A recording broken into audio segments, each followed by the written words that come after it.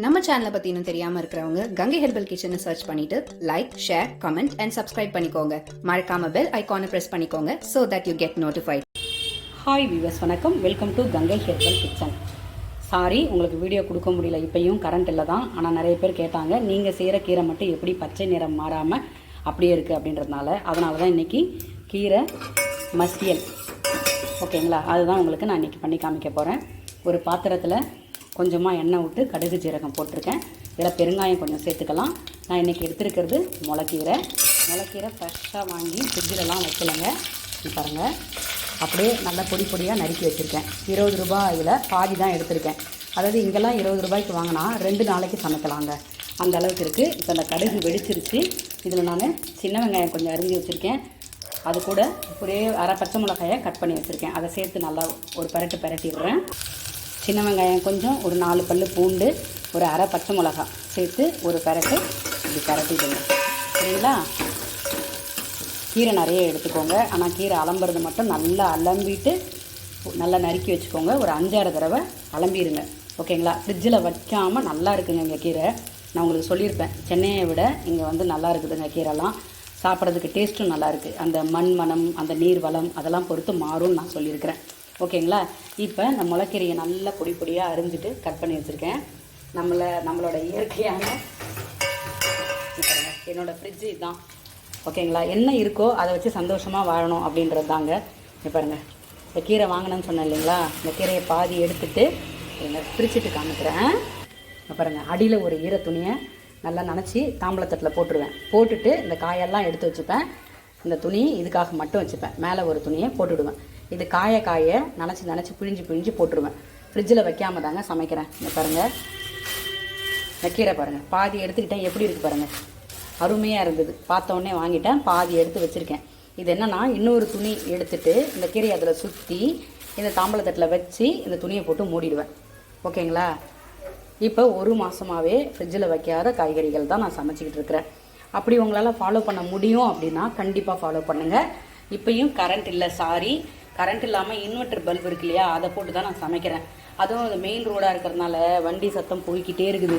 அதனால் கதவை மூடிட்டும் எடுக்க முடியல. அதனால தான் வீடியோ உங்களுக்கு நான் கொடுக்கல. நான் கொடுக்குறதே எனக்கு தெரிஞ்ச மாதிரி நான் சமைச்சு கொடுக்குறேன். நிறைய யூடியூபர்ஸ்லாம் இதுக்காக எஃபோர்ட் போட்டு நல்லா பண்ணுறாங்க. எனக்கு அதெல்லாம் பண்ண தெரியாது. ஏன்னா தெரியலன்றதை ஓப்பனாக கற்றுக்கணும்.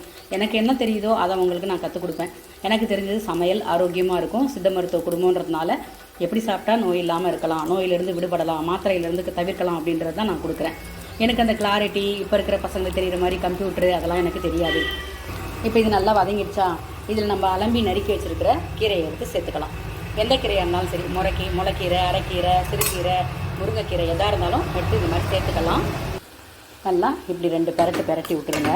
பரட்டி விட்டுட்டு இதுக்கு நார்மலாக அரிசி கழுவின தண்ணி வச்சுருக்கீங்க இல்லையா, அந்த அரிசி கழுவின தண்ணியை இதில் சேர்த்துக்கினாலும் சேர்த்துக்கோங்க. இல்லை நம்ம பருப்பில் வேக வச்சுருக்கோம் பார்த்தீங்களா, இந்த பருப்பு வேக வச்சுருக்கோம் பாருங்கள், இந்த தண்ணியும் கொஞ்சம் எடுத்துக்கலாம். இது என்னென்னா, செடி நெல்லிக்காய் நான் காலையிலே ஒன்று சாப்பிட்டேன். பாருங்கள், செடியிலேருந்து அப்படியே பறிச்சு வந்து கொடுத்தாங்க. இதை மாதிரி கிடைச்சாலும் ஒத்துக்கும் அப்படின்றவங்க சாப்பிடுங்க. சளி தொல்லை, வீசிங் ப்ராப்ளம் இருக்கிறவங்க மட்டும் அவாய்ட் பண்ணிக்கோங்க. இது ரசம் வீடியோவும் நான் கொடுத்துருக்கேன். இப்போ இந்த பருப்பு தண்ணி எடுத்து அந்த கீரையில் சேர்த்து கொஞ்சம் வேக விடலாம். இந்த கீரை தண்டை இப்படி எடுத்து பாருங்கள், நல்லா வெந்திருக்கா. இப்போ எடுத்து மத்தாலையோ இல்லைனா நான் என்ன பண்ணேன், இப்போ இங்கே மத்து இல்லைன்றதுனால இங்கே பாருங்கள், இந்த மேஷரால் கடைஞ்சிக்க போகிறேன். கடைஞ்சிட்டு நீங்கள் வேக வச்சுருக்க பருப்போ இல்லை பச்சை பருப்போ எடுத்து சேர்த்துட்டிங்கன்னா ஒரு திருப்பிட்டிங்கன்னா ஒரு கடலில் கடைஞ்சிட்டு கொஞ்சமாக கடாயில் எண்ணெய் போட்டு கடுகு போட்டு ஜீரகம் போட்டு 2 கிள்ளின வரமிளகாயை போட்டு கொஞ்சம் பெருங்காயம் போட்டு இந்த பூண்டு கொஞ்சம் தட்டி வச்சுருக்கேன் பாருங்கள், இந்த பூண்டை சேர்த்துட்டு அப்படியே தாளித்து கொட்டி மூடிட்டிங்கன்னா சூப்பரான கீரை கடைகள். அப்படியே பச்சை நல்லா இருக்குங்க. இதான் பருப்பு எடுத்து சேர்க்கணும், சரியா. இங்கே பாருங்கள், புழுங்கலரிசி சாதம் வெந்துக்கிட்டு இருக்குது. ஆனால் கரண்ட் இன்னும் வரல.